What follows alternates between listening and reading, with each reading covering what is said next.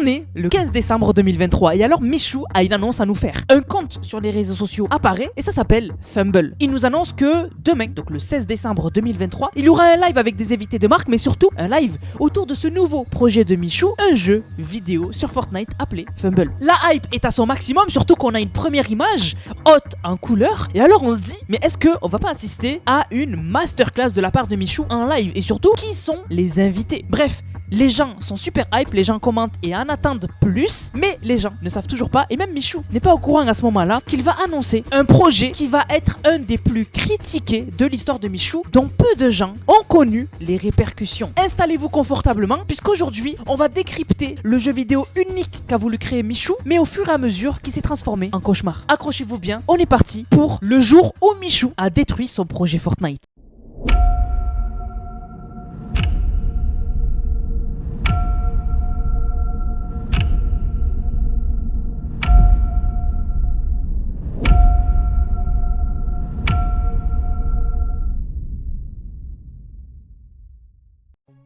Mais comment ce projet a pu tourner au désastre? Revenons à la base et à cette époque-là, donc en 2023, fin 2023, on a l'Unreal Engine Fortnite qui a été lancé il n'y a pas longtemps. Pour ceux qui ne sont pas familiers avec ça, l'Unreal Engine Fortnite était la promesse de pouvoir créer ce que l'on veut dans Fortnite. Pouvoir pour la première fois dans l'histoire de Fortnite, créer des maps non pas avec les outils de Fortnite, mais surtout avec des props extérieurs à Fortnite. Donc pouvoir importer des assets, des bibliothèques de préfabriqués et pouvoir faire communiquer des appareils de Fortnite via un système de codage appelé Verse. Donc vraiment c'est l'ambition de faire des choses uniques dans Fortnite. Et dès la présentation, on a cet énorme combat contre un robot qui nous est présenté, qui nous montre des graphismes incroyables, des cinématiques qu'on n'avait jamais vues et la possibilité de créer des boss. Bref, c'est le rêve. Et alors Michou se saisit de cette opportunité pour se dire, je me suis fait connaître avec Fortnite et vraiment ça serait incroyable de revenir aux racines et de créer mon propre mode de jeu sur Fortnite. Et dès le début, l'ambition est là. Michou s'entoure d'un studio de création de map Fortnite appelé Veerstate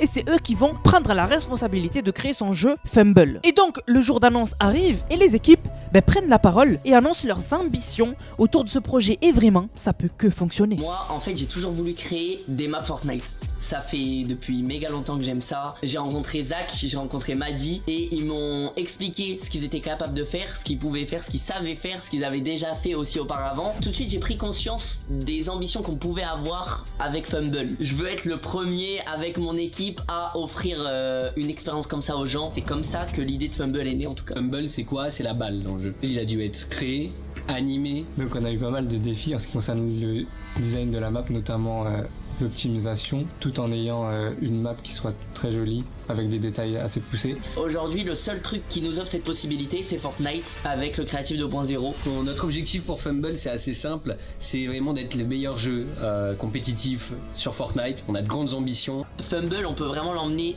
loin. Dépasser les attentes de Tim Sweeney qui a demandé d'avoir des créateurs qui dépasseront peut-être Fortnite un jour. Et peut-être qu'avec ce mode de jeu Fumble, qui sait, on va peut-être battre des records.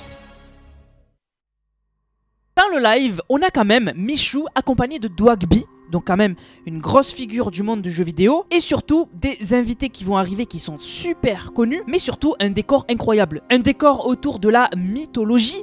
Bref, vraiment, les moyens sont là. Les moyens sont là et c'est vraiment des rares lives d'une annonce d'une map Fortnite qui est aussi incroyable. Vraiment, personne ne fait ça. Et donc, là, on sent que Michou, il a mis les moyens à disposition. Les invités arrivent et on n'a pas n'importe qui, puisqu'on a quand même Lydia, pour l'époque quand même, elle était hyper connue, même encore aujourd'hui. On a aussi Flamby qui est là, donc hyper connu aussi pour cet événement. On a Kanoé, le rappeur aussi super connu. On a Timoth aussi qui est là. On a aussi le Bouzeux, Choco, Tobias, vraiment des invités de marque. Mais alors là on se dit, ok, vraiment là c'est un casting de dingue. Donc là, le live, ça va être un succès de malade. Et alors, après avoir fait s'installer les invités, Michou présente la carte Fumble. Fumble, c'est deux équipes qui s'affrontent dans une arène. Le but de chaque équipe est de récupérer le Fumble qui est au milieu de la carte et de l'amener dans le camp adverse. Et lorsque tu l'amènes, tu marques un point. Et le but, c'est d'avoir le maximum de points, tout simplement. Le but du jeu est assez simple, mais Michou va le compliquer et ça va faire partie des premières erreurs. Mais pour l'instant, on va juste présenter la carte. Donc Michou nous présente et nous dit qu'il y aura un classement où il y aura les meilleurs joueurs qui seront mis en avant. Il y aura aussi une boutique qui arrivera dans la saison 1. Donc on voit qu'ils ont déjà préparé des mises à jour à l'avance. Et surtout, il nous présente la plaque tournante de cette map qui sont les classes. En fait, chaque personnage peut avoir une classe qui a un rôle bien spécifique. On a le striker qui lui a du heal et qui peut et qui doit rush. Donc c'est celui vraiment qui va essayer de récupérer le fumble. Derrière on a le soldat qui lui peut boogie les gens, donc vraiment aussi c'est très important et c'est très stratégique. Et aussi il a des puantes pour débloquer des situations. Ensuite on a le support qui lui peut permettre de bloquer un endroit pour protéger celui qui a le fumble ou carrément de temporiser une situation. On a le sniper qui lui va plus montrer où sont les ennemis et va jouer en arrière. Et ensuite on a le healer, lui qui a un canon et qui donc peut donner du heal à ses alliés. Bref, des rôles vraiment spécifiques. Et après nous avoir présenté un peu tout ça, une vue globale de la map, Michou va aussi partager le code de la map pour que les gens aillent y jouer. Mais alors c'est là où les problèmes vont commencer. Dans la présentation de la carte, Michou va prendre la parole aux côtés de son équipe qui a aidé à créer la map. Et alors, à un moment, il va dire ceci. Il y a même un jeu que j'ai testé que je connaissais pas, auquel on s'est pas mal inspiré, c'est S4 League. C'est un jeu justement qui reprend un peu cette mécanique de mettre la balle dans le camp adverse et tout. Et ça bien sûr il va le dire, mais c'est pas juste inspiré en fait, puisque les joueurs vont se rendre compte très rapidement que Michou ne s'est pas juste inspiré du jeu S4 League, mais l'a copié en fait. Et alors on va avoir ce genre de tweets qui vont apparaître, où des gens vont se dire tiraillés entre plaisir de revoir un jeu qu'ils ont connu être adapté dans Fortnite au goût du jour avec des joueurs, ou se dire que est-ce que ce jeu là que j'ai tant connu quand j'étais jeune, S4 League, n'est pas en train de se faire piétiner. Parce que il faut bien comprendre que si on compare vraiment le jeu de Michou, Fumble et S4 League, ils se ressemblent comme deux gouttes d'eau. Déjà, S4 League, c'est quoi? S4 League, c'était un jeu de tir à la 3e personne développé par Pentavision. C'était un jeu qui a été joué par énormément de joueurs, mais qui finalement, en 2021, a été fermé. On a eu l'annonce de sa fermeture. Et donc les joueurs étaient un peu dégoûtés. Mais maintenant, on va comparer les deux. Dans S4 League, pour marquer un point, vous devez capturer le Fumbi. Le Fumbi qui ressemble à ça. C'est un petit robot. Vous devez le capturer et le ramener dans le camp adverse. Sur le jeu de Michou, pour marquer un point, il faut récupérer le fumble. C'est exactement presque le même mot. Et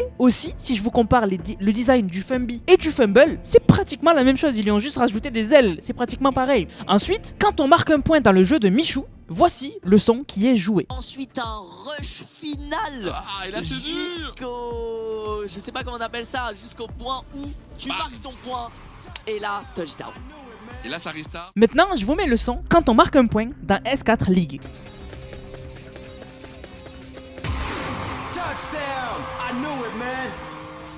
C'est exactement la même chose. Mais les joueurs s'en sont rendus compte bien avant. Puisque à partir du moment où Michou est en train de présenter la carte, écoutez bien la musique qu'on entend dans le jeu. Swag, je vais te montrer rapidement parce que la game va rapidement se lancer. Donc là on est au lobby. Ça se lance tout seul en 1 minute 30. On est au lobby, on le voit, le fumble il est là, c'est le trophée de ce soir. Et maintenant je vous mets la musique de S4 League.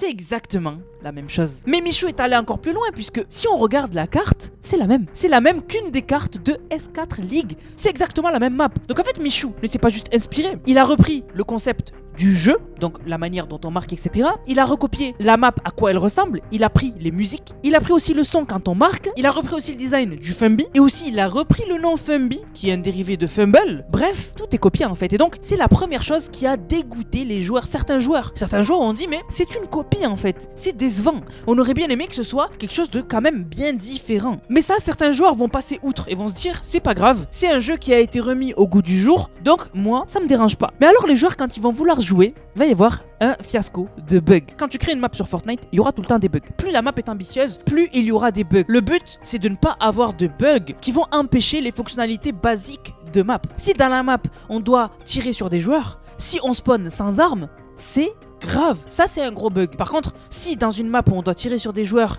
il y a certains arbres qu'on ne voit pas, c'est pas grave. Ça dérange pas trop. Le but de la map est toujours faisable. Là, on a des bugs où les joueurs apparaissent dans les airs, où les joueurs arrivent dans la carte sans armes. Le jeu est injouable sur certaines plateformes comme la Switch. Et donc du coup ça normalement ça peut arriver, mais ça frustre très vite les joueurs. Il faut savoir que dans Fortnite, les joueurs c'est des enfants. Et donc au bout de 5 minutes, quand les joueurs ils peuvent pas faire la base de la map, ils se frustrent et ils quittent. Et donc ça va être aussi le deuxième point noir qui va faire que les joueurs ils vont pas accrocher à la carte. Je vous avais dit, les problèmes vont s'enchaîner, mais c'est pas tout. Puisque lors du tournoi qu'organise Michou dans son live, donc Michou ne joue pas, c'est pas lui qui joue, ce sont des équipes, les équipes qui ont été présentées, qui s'affrontent pour désigner un vainqueur et donc présenter la carte par ce tournoi, ils vont avoir quelques soucis. Déjà, les équipes ne vont pas comprendre comment fonctionne la carte. Puisque, je vous l'ai dit tout à l'heure, chaque classe a un rôle bien spécifique. Par exemple, le tank peut protéger ses alliés, le sniper peut montrer où sont les ennemis, ou encore, le healer peut soigner ses alliés. Mais dans le tournoi, les healers ne vont jamais heal, donc donner de la vie à leurs alliés, et donc ne vont pas montrer toutes les spécificités de la carte qui font qu'elle est unique et que chacun a un rôle désigné. Il faut qu'ils prennent en compte les classes, savoir vraiment les rôles de chacun. Ouais, c'est ça. C'est pas facile quand tu full découvres, c'est vrai que je me mets à leur place. Tu vois, là, Flamby, il n'utilise pas la faux, alors qu'avec la faux, il pourrait tellement se placer en hauteur derrière, parce que nous on le sait. Le concept du jeu, les gars. Je le dis. Ça ne prend même plus le fumble, juste ça se tue en boucle. C'est pas l'essentiel du jeu. Honnêtement, les kills, c'est important si tu veux avancer. C'est parce que c'est le début. Mais c'est pas l'essentiel. Qu'il n'y a pas encore de méta qui a été vraiment assimilé, que les gens jouent. Quoi pas? Mais non, mais il est trop bête. Mais il est si bête. Oh là là. Donc ça c'est un autre point noir parce que le live ne montre pas exactement comment doivent être jouées les classes. Dans un live où tu annonces une carte et démarres une nouvelle carte Fortnite, il faut quand même que tu montres comment fonctionne vraiment la carte dans les détails. Un autre problème, c'est que justement, les gens peut-être qu'ils n'ont pas compris comment fonctionnent les classes parce que elles ne sont pas en français. Puisque au tout début, quand tu sélectionnes ta classe, il n'y avait pas de français. En fait, Michou le dit lui-même, il visait l'international avec sa carte. Et donc, sa carte, il l'a mise en anglais. Tout est écrit en anglais. Et donc, on le sait, c'est des jeunes qui jouent à Fortnite et la communauté de Michou est aussi jeune. Et les jeunes ont un problème d'anglais. Ils ne connaissent pas, en général, bien sûr il y a des exceptions, mais en général, les jeunes, leur niveau d'anglais est très faible. Et donc on le voit juste par exemple sur des jeux comme Roblox très populaires par les jeunes. Donc par exemple dans le nouveau jeu Roblox très tendance style Brainrot, quand il y a des admin abuse, Samy, le créateur du jeu, parle en anglais. Des mots basiques, par exemple il dit hello everyone, il y en a qui vont comprendre. Mais dès qu'il va dire by the way, donc il va écrire BTW et il va dire we added a new machine, les gens ils ne vont pas comprendre ce que ça veut dire. Vous voyez ce que je veux dire? C'est vraiment, ils ont du mal avec l'anglais basique. Donc quand tu donnes la description d'une classe qui est vraiment spécifique à ton jeu en anglais, t'as perdu 90% de tes joueurs. C'est un autre point noir, mais pour moi, le point noir le plus grave de sa map, c'est la complexité. La complexité. C'est-à-dire que la carte, elle est quand même un peu complexe, puisqu'il faut sélectionner la bonne classe, il faut savoir jouer avec ses alliés, communiquer avec ses alliés, jouer en équipe. Donc ça, quand même, ça demande un gros effort. Et surtout, le mode de jeu n'est pas complexe, mais dans l'univers de Fortnite, c'est complexe. Récupérer le Fumby au milieu, ensuite céder de ses alliés pour le ramener et marquer un point, ça demande beaucoup d'efforts de la part des joueurs. Si on prend le top 10 des maps sur Fortnite, c'est quoi qui marche sur Fortnite? Ce qui marche sur Fortnite, c'est les maps basiques. Si on regarde par exemple cette map, ça c'est la map de Hive, c'est la map la plus populaire de Fortnite en dessous de Steel Brainrot. Et quand on va dessus, il n'y a rien à faire. En fait, tu as les armes autour de toi et tu sautes dans l'arène. C'est ça que les joueurs veulent sur Fortnite. Et c'est comme ça qu'on voit quelle map plaît et marche sur Fortnite. Peut-être qu'elle ne va pas plaire à certains d'entre vous, mais dans la majorité, dans la communauté de Fortnite, ce qui fonctionne, c'est les maps simples. On ne veut pas de maps compliquées, on veut pas de maps où il faut réfléchir, où il y a une histoire trop élaborée. On veut quelque chose de simple, où on tire et avec quoi on tire. C'est répondre à ces deux questions et c'est tout. C'est pour ça que de plus en plus dans l'univers de Fortnite, on voit des maps qui arrivent avec par exemple ce système d'arène. Tu as toutes les armes autour de toi, tu sélectionnes les armes que tu veux, il y a toutes les armes du jeu, n'importe lesquelles, et tu sautes dans l'arène et tu te bats contre les autres. Aussi, c'est pour ça qu'on voit des maps arriver simples comme ça, avec une mécanique simple, mais avec des options vraiment uniques comme des armes spéciales. Par exemple, une arme qui serait un fusil à pompe qui glace les joueurs avec des effets vraiment visuels qui attirent l'œil et qui permettent de ralentir les autres. Ça, c'est des armes qu'on va donner après un secret à trouver sur la carte et qui va donner envie aux joueurs de venir sur ta carte parce qu'il y a une arme unique avec une animation unique. C'est pour ça que ces maps là fonctionnent. Les maps très complexes sur Fortnite peuvent avoir des joueurs, mais elles n'ont pas énormément de joueurs. Et la map de Michou, elle est clairement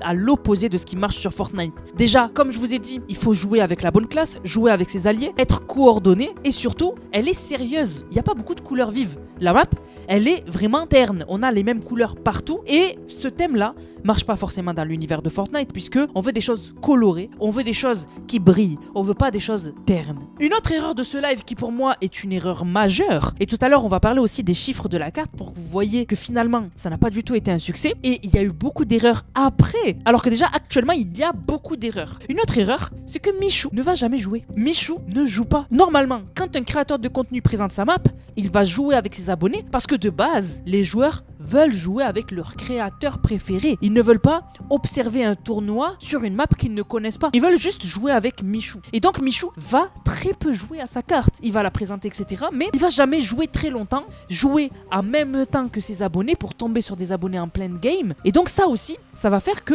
ça va être un énorme flop. Plein d'erreurs. Si on résume tout, c'est une map qui vise à l'international avant de viser sa propre communauté française et donc qui loupe d'expliquer comment vraiment jouer à la carte. Une map terne, sans couleur vive, qui attire l'œil, des bugs qui peuvent arriver, mais des bugs qui quand même bloquent le gameplay principal de la carte. Michou qui ne joue pas avec sa communauté dans ce live. Une map trop complexe par rapport aux maps qui fonctionnent sur Fortnite qui sont hyper compréhensibles et super simples à prendre à main. Et surtout, des accusations de copie du jeu S4 League. Vous allez me dire, Anas, ça peut pas être pire. C'est que le début. À la fin du live, l'équipe victorieuse va brandir son trophée et Michou va remercier et nous quitter. Alors, le live, il faut savoir que en soi, c'était pas un flop. Il est monté à plus de 10 000 personnes sur son live. Il y avait une énorme audience. Par contre, on va regarder la carte et son pic, le pic de joueurs dans ce live a été de 345 personnes. Pour ceux qui n'ont pas d'idée et se disent est-ce que c'est bien, est-ce que c'est pas bien, c'est horrible. Normalement, un lancement de carte, quand tu le fais en live surtout, normalement tu montes minimum à 500 personnes, mais en moyenne, un youtubeur connu, il va monter à 600, 700, 800 ou carrément 1200 joueurs en pic sur la carte. Et les joueurs vont rester, il va faire souvent de la pub, etc. Là, la map va monter à 345 joueurs et puis va descendre parce que les joueurs ne peuvent pas jouer. Comme je vous ai dit, il y a des bugs où on n'a pas d'armes, etc. Donc là, le live est un échec par rapport au lancement de la carte. Personne n'est allé jouer à la carte. Personne. Sur les plus de 10 000 spectateurs, il n'y a même pas 1% qui est allé jouer à la carte. Mais moi, ce qui m'a choqué, c'est les décisions après le lancement de la carte qui m'ont paru incroyables. Dans un premier temps, un studio, quand il voit que la map n'est pas jouable, il va mettre à jour la carte dans la journée. Dans la journée, sur Fortnite, on peut. Si c'est un bug facile, on peut vraiment le solutionner le jour même. Le jour même, tu sors une mise à jour pour régler le problème. Surtout que on est un week-end. Michou, il a lancé sa map le 16 décembre 2023. C'était un samedi. Et alors, on pourrait se dire que la map, ce qu'il a fait, c'est qu'il l'a mis à jour pour régler les problèmes et relancer les joueurs dessus le lendemain, par exemple, pour profiter du dimanche où tout le monde est chez soi. Pas du tout. La première mise à jour de la map est sortie le lundi. Mais personne n'est là le lundi. Et donc, ils ont loupé l'occasion de relancer la map le dimanche. Dans cette première mise à jour, ils vont régler les bugs et surtout ils vont changer la miniature. Parce que la miniature de la carte sur Fortnite de Michou, c'était ça de base. Elle est juste incliquable. C'est pas cliquable. Il y a écrit Fumble, on sait pas ce que c'est. Un joueur qui scrolle sur Fortnite, il sait pas ce que c'est, il clique pas dessus. Saison 1, c'est cool, ça tease, mais sans plus. Et à droite, on a le robot, le Fumble, à droite. Ça attire pas l'œil. Quand on a autant de concurrence dans l'Unreal Engine Fortnite, t'es obligé de sortir ton épingle du jeu et de faire une miniature au minimum colorée. Et du coup, dans cette mise à jour, ils vont changer la miniature qui était l'ancienne par celle-ci qui est nouvelle. Mais celle-ci, elle est faite par IA. C'est dommage. Avec le budget qu'a mis Michou dans la carte, ça aurait été beaucoup plus pertinent de faire une miniature qui reprend les codes d'une miniature qui fonctionne, mais avec ses propres codes, comme avec par exemple le Fumble qu'on voit sur la miniature. Et donc encore une fois, cette miniature, elle est pas cliquable. Et donc, elle aussi ne va pas attirer assez de joueurs. Dans cette mise à jour aussi, ils vont ajouter un fond de lobby. C'est une bonne chose. C'est une bonne chose. Franchement, c'est une bonne chose. Ça permet de montrer le sérieux d'une carte. Et ensuite, ils vont choisir de passer la map qui était de base du 6 contre 6 en 8 contre 8. Sûrement pour pallier aux bugs qu'on a qui peuvent survenir du fait qu'il y ait trop de joueurs et donc peut-être que ça bug, etc. Et ensuite, ils vont sortir des mises à jour et ils vont les enchaîner. Ils vont sortir une mise à jour le mardi, 3 mises à jour le jeudi, une mise à jour le vendredi, 2 mises à jour le samedi, etc. etc. Bref, ils vont souvent mettre à jour le jeu pour le maintenir et vraiment l'améliorer. Sauf que à partir du 22 janvier 2024, les mises à jour vont s'arrêter. Plus de mises à jour, le jeu est entre guillemets abandonné et donc on n'y prête plus attention. 4 mois plus tard, le 1er mai 2024, il va y avoir une nouvelle mise à jour. Au vu d'un live, puisque Michou veut quand même rejouer un peu à la map et donc il va mettre quelques mises à jour avant un live. Avant son live, il va changer le nom de la map. La map va passer de Fumble saison 1 à Fumble Red vs Blue pour surfer bien évidemment sur les maps rouge contre bleu qui sont très populaires sur Fortnite. Mais ce qui va me choquer, moi ce qui m'a choqué le plus, c'est que sa miniature va passer de celle-ci à ça. Et donc, une miniature, je suis désolé, hein, horrible. Personne ne clique sur cette miniature là. Personne ne clique dessus parce que on comprend même pas c'est quoi le mode. On voit juste des skins les uns à côté des autres. C'est pas du tout clair. Et ça va être en lien avec un point dont on va parler juste après. Michou va faire un live et donc on va parler du projet, mais juste va annoncer que c'est un flop et que ça a pas marché à cause des bugs. Mais c'est pas que ça, comme ce qu'on a vu juste avant. C'est un secret pour personne, ça a été un flop. J'avais essayé de lancer, pour ceux qui ont pas suivi, j'avais fait une map Fortnite Fumble, je m'étais donné à fond et tout, j'y croyais grave en vrai, je trouvais le concept de Fumble trop stylé. Le problème qu'il y avait, c'est qu'il y avait beaucoup de bugs parce qu'en fait Fortnite Créatif font énormément de mises à jour et avec toutes les mises à jour qu'ils font, etc., bah en fait à chaque fois, toutes les semaines, on était obligé de réactualiser la map, etc., parce que toutes les semaines il y avait des nouveaux bugs à cause des mises à jour. Il faut quand même parler d'un mot que j'ai prononcé au début de la vidéo, Veerstate. Veerstate, c'est le studio qui a créé la map pour Michou. Alors avec les mises à jour qui ont un peu tardé au début, les miniatures qui ont été faites, j'imagine, par le studio et le studio qui a fait la map comme elle est sortie, donc terne, etc., ça m'a étonné. Et Veerstate, ils ne sont pas connus dans le milieu. Il faut savoir que dans le créatif de Fortnite, on a des équipes qui font des collaborations avec des marques. On a par exemple, pour ne citer que, Atlas Creative, qui sont hyper connus et qui font des maps pour des marques connues comme Doritos, etc. On a aussi Beyond Creative, qui est connu et qui fait des maps pour des marques, comme par exemple ils ont déjà fait des maps pour Honda, la marque de voiture. Oui, Honda a des maps sur Fortnite. Et il y a même aussi par exemple en France, Clover Game, mon équipe créative. Parce que ne vous moquez pas, Clover Game, mon équipe créative, a déjà collaboré et fait des maps pour Nvidia, Material.net ou encore MSI. Donc quand même on a fait des maps avec des énormes marques. Et donc ce qui m'étonne, c'est que Michou ait choisi Veerstate, un studio qui n'est pas connu et qui visiblement n'avait pas assez d'expérience pour mener à bien le projet de Michou et surtout le conseiller, ce qui est dommage. Franchement, je pense que Michou aurait pu faire un projet intéressant s'il aurait été conseillé par les bonnes personnes, qui lui auraient orienté son projet vers une map qui aurait pu toucher plus de personnes. En fait, Michou aurait dû me contacter.